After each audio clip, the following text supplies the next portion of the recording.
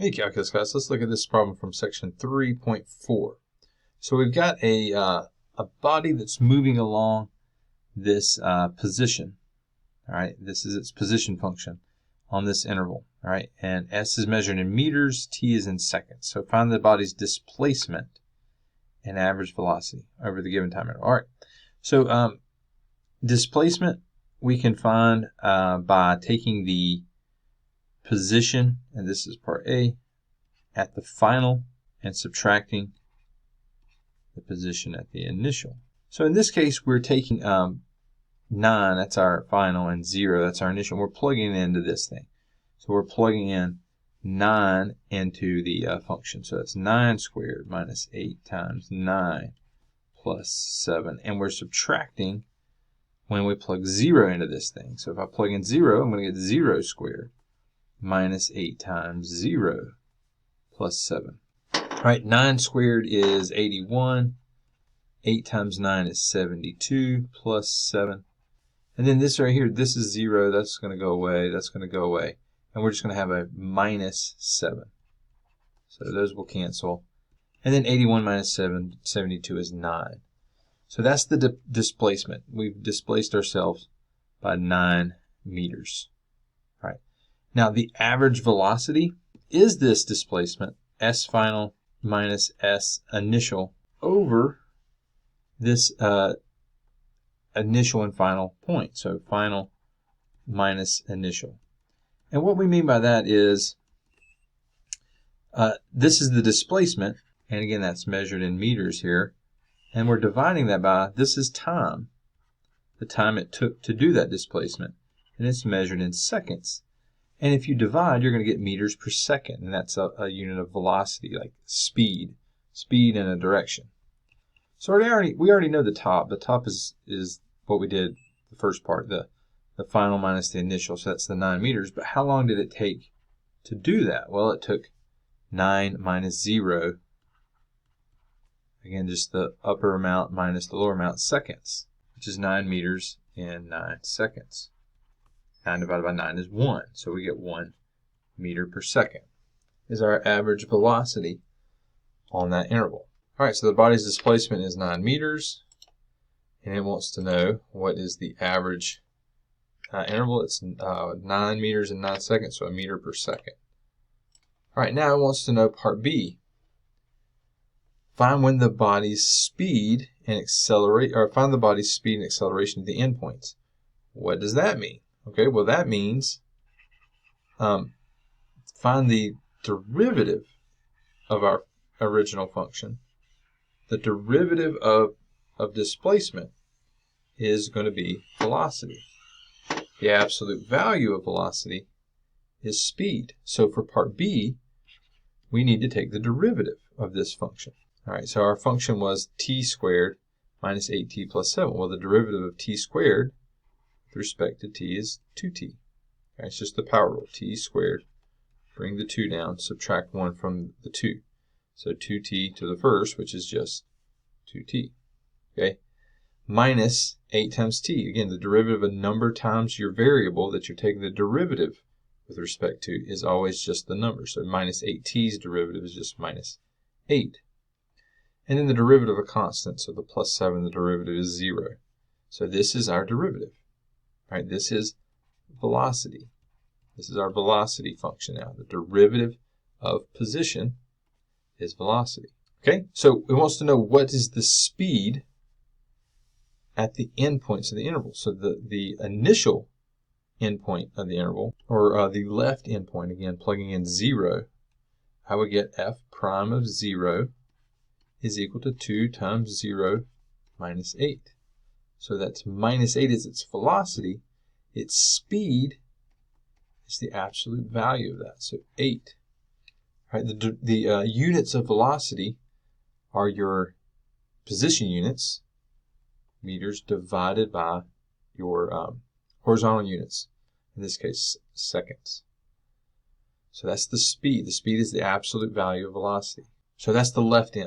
All right, the right end, meaning that we're plugging in 9, I would get f prime 9 is 2 times 9 minus 8. 2 times 9 is 18. 18 minus 8 is 10. All right, and the absolute value of 10 is 10. So 10 meters per second on the right end. All right, so I'm going to bring this down. The speed on the left end was 8 meters per second.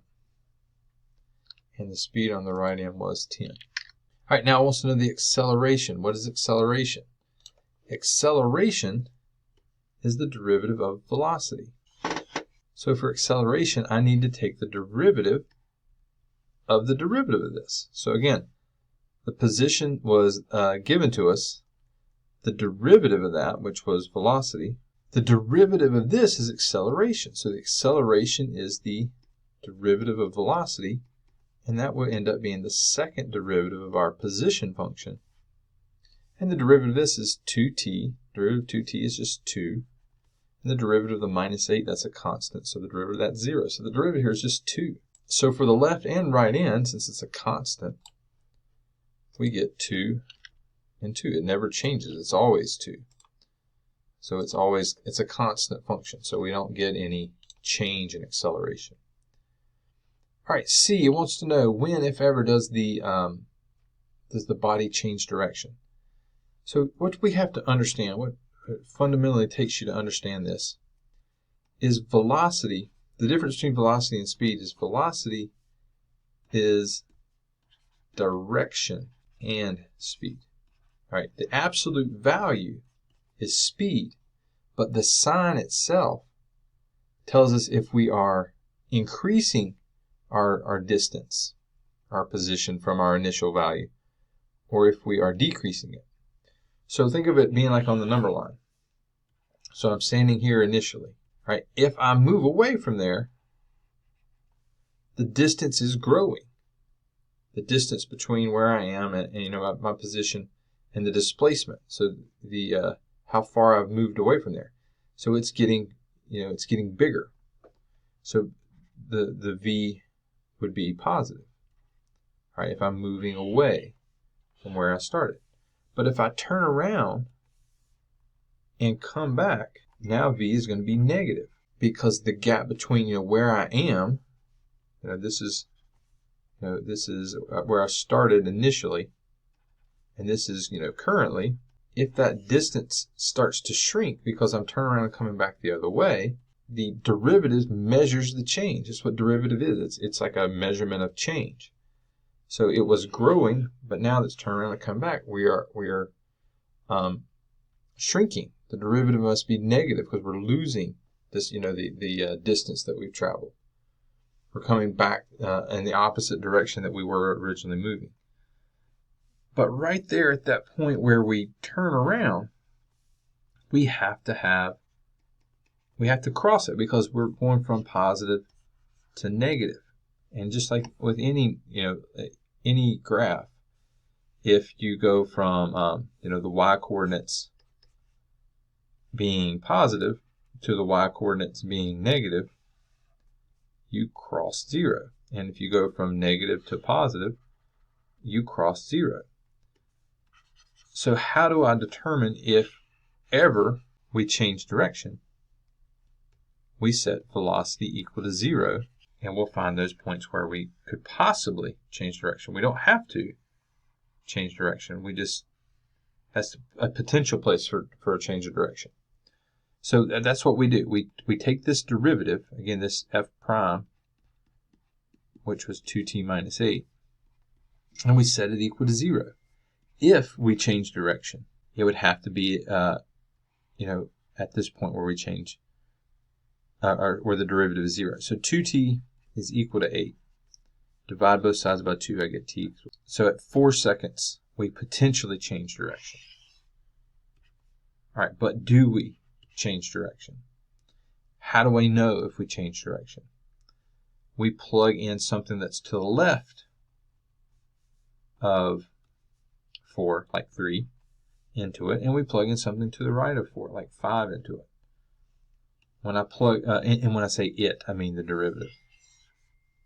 All right, when I plug in 3, I get 2 times 3 minus 8 is 6 minus 8, which is negative 2. So that implies, again, think of it like, think of negative derivative, I'm moving left, positive derivative, I'm moving right. So this is like I'm moving left, right? If I plug in 5 into it, I get 2 times 5 minus 8. And you can see I'm going to get a positive 2. And that indicates I'm moving right. So I changed direction. I went from left to right or forward to back. It doesn't have to be left or right. It can be any of those things.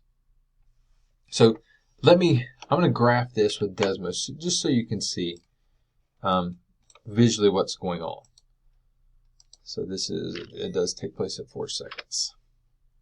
All right, now again, I think Desmos and these the visuals of these things help. I hope you do as well. But I'm going to plot this. This is our position function. So t squared minus 8t plus 7. All right, and what I'm going to do, instead of plotting like, I'm going to make a be a number that goes between 0 and 9, which is what it says that t can go between. So 0 to 9. Now normally I would, you could plot something like this. You could plot a and f of a. And if I looked at the graph, I would see something like this, and like that point's moving like that. All right. But that's not what's happening here. All right. What we have to understand is this is moving on a line. So it's not moving on this curve. It's moving on a line. And the output is what we're seeing. So think of this. If this thing moves, see right there how let me just move this out of the way. So this is what we're seeing. Let me mute the things that we don't need. We don't need the y-axis here because I made it look like it's on the x-axis. I don't need the numbers. I just need this point. I'll make the point a little bigger. All right, and what I'm going to do is I'm going to hit play, and you'll see the little black point move. So it's moving, it stops, it turns, and goes back the other way. So this function, and I'll need to move it that way, this function is determining its position, but all we're seeing is, this is its position, and we're putting 0 because it says it's on a coordinate line, so I'm making it on the x coordinate, the x line. I could just as easily put 0 and an f of a and make it move up and down. But it's changing direction. Notice right there, it's turned. It's turning. It's going left. It slows down. It turns back right, and it goes the other direction. This is giving its position. So initially it's moving to the left. It stops. And it starts moving to the right, and that's happening right there at t equals 4. All right. It just says a coordinate line. I'm going to put the y-axis back and switch this from 0 f of a 0 to 0 f of a. And I'll do the same thing I did before. I'll just play it, and we can see the same thing takes place. It starts down, it switches, and it comes back up. So right there at 4 is when we see it change direction. It's going downward, it slows down, it stops, it turns, and it goes back up. The velocity changed sign. Where did it change sign? It changed at 4. We went from falling to rising. All right, we're moving down to moving up, and it just depends on how we write that. But that's what this visually looks like, this problem. But mathematically, what do I need to do to find if I change direction? Take the derivative, set it equal to 0. Those are places where it could change direction. It doesn't have to. It could change direction there. And how do we know if it did or not? We take points on the left and right of that point and show the velocity does change signs.